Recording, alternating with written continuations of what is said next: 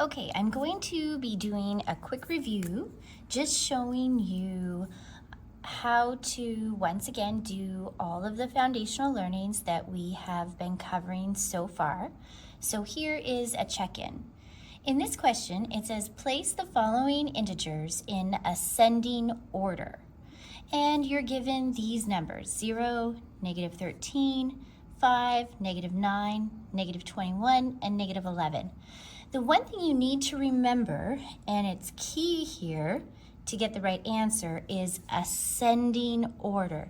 The order is increasing.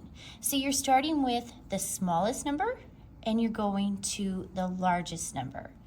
Looking really quickly at the four possible answers, you can see these two both start with -21, which is the smallest number in the list. They are followed by -13, -11, -9. Then this one has a 0 and then 5, whereas they're reversed here.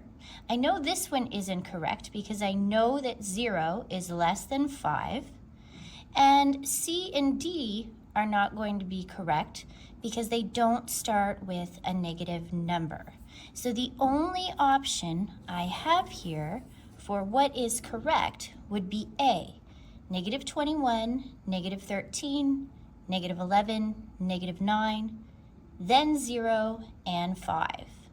That would be the order, putting this group of integers in order that is ascending. So from least to greatest. On the next page, here you have to know how to change an improper fraction to a mixed number and a mixed number to an improper fraction. That is the key foundational learning that you need to know. So here you are given the instructions: list the following fractions from least to greatest. That is key to remember, that you are to put them in order from least to greatest. You start off with these four numbers. Two of them are mixed numbers, 4 and 3/7 and 4 and 5/6. Then you have two improper fractions, 25/5 and 13/4. It is key first to change the improper fractions to mixed numbers. And in the case of 25/5, if you were dividing 5 into 25, it goes in evenly.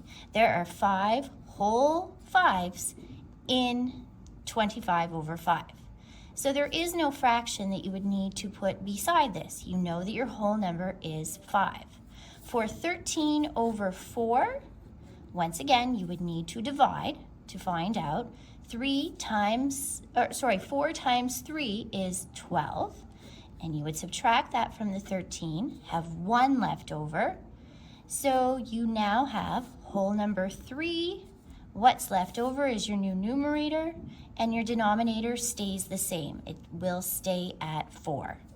So now you have these numbers all in the same order. They all have a whole number and a fraction. Even though there's nothing here, you could have 0/5 if you really wanted to show it that way, but there's no need. So I know I have a whole number 4. This one also has a whole number 4, whole number 5, and whole number 3.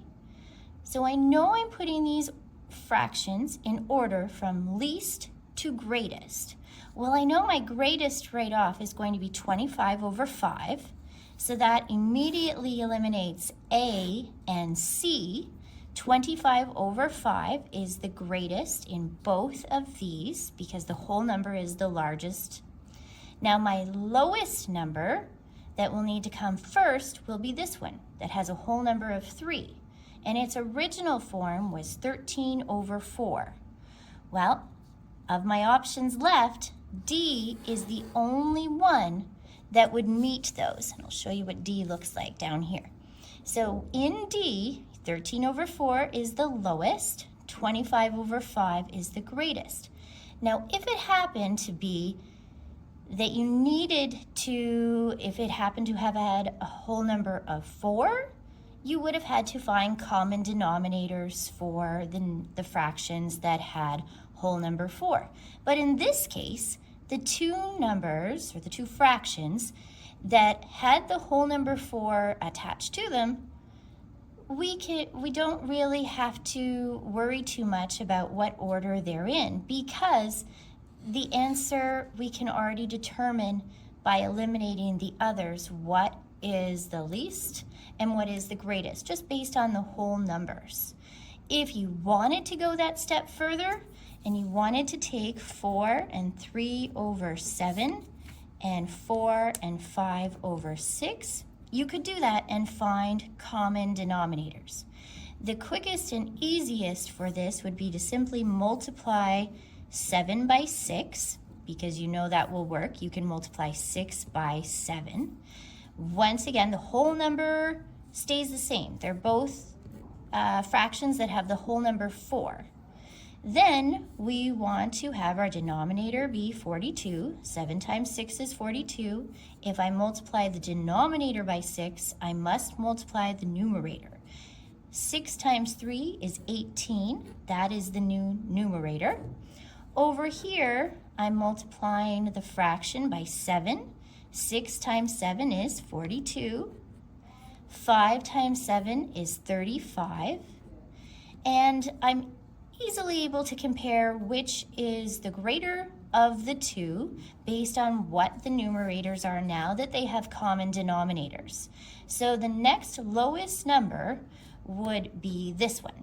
The numerator is 18, 4 and 18 over 42, and that started as 4 and 3 over 7, which is the next number in the answer, and also 4 and 5 over 6 would come next.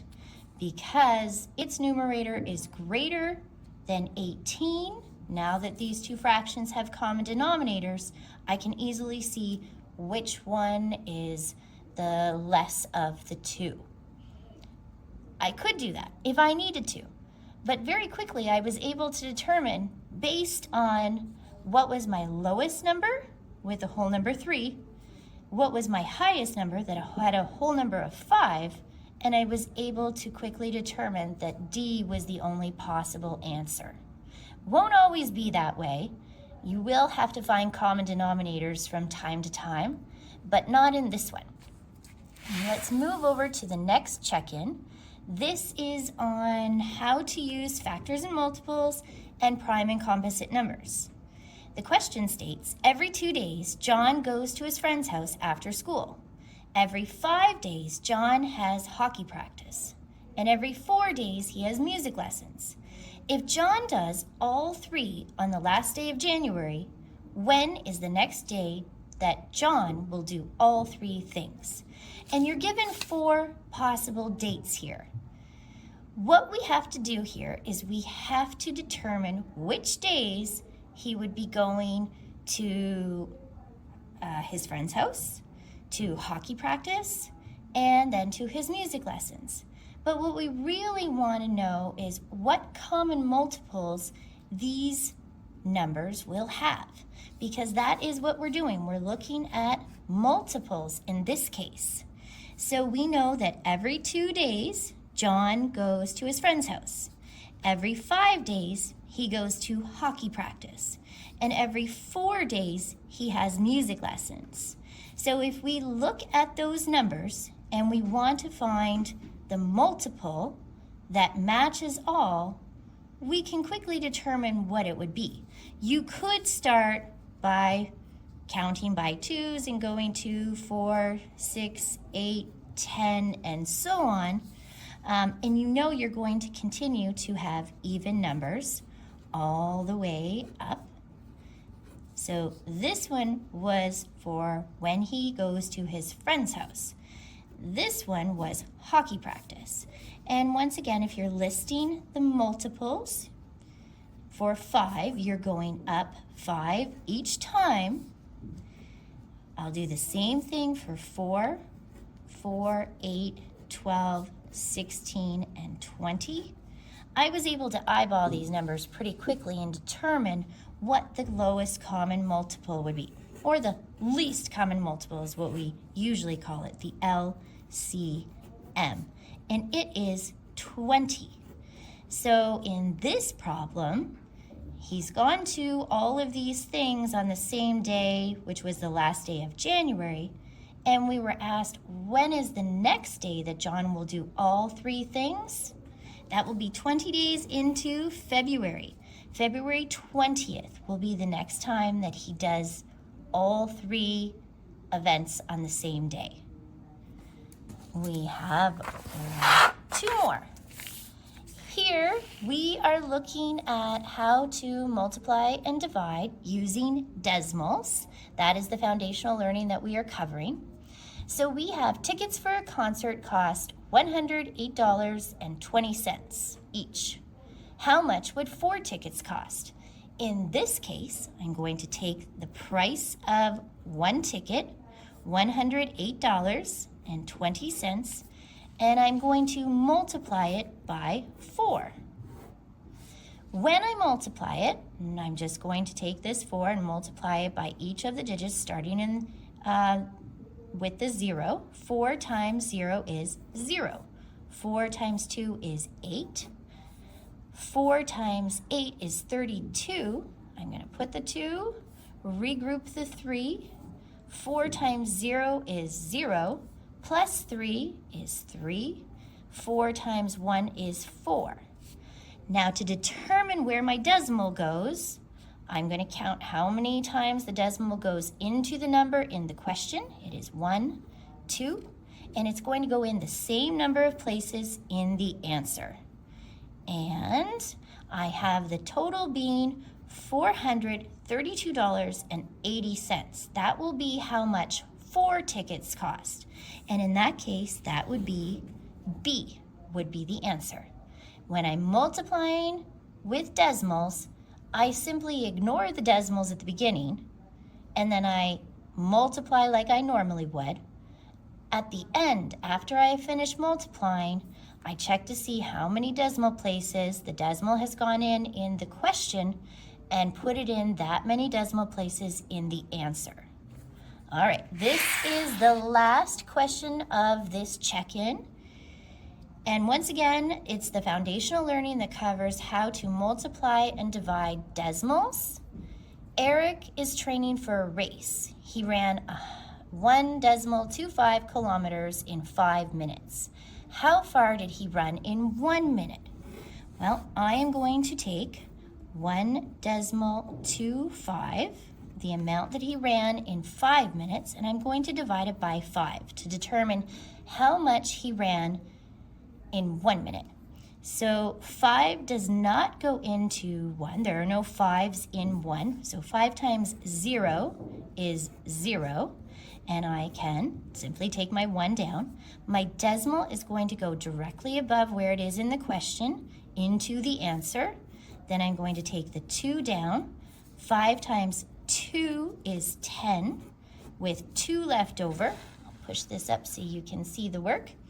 Then I am going to take down the 5.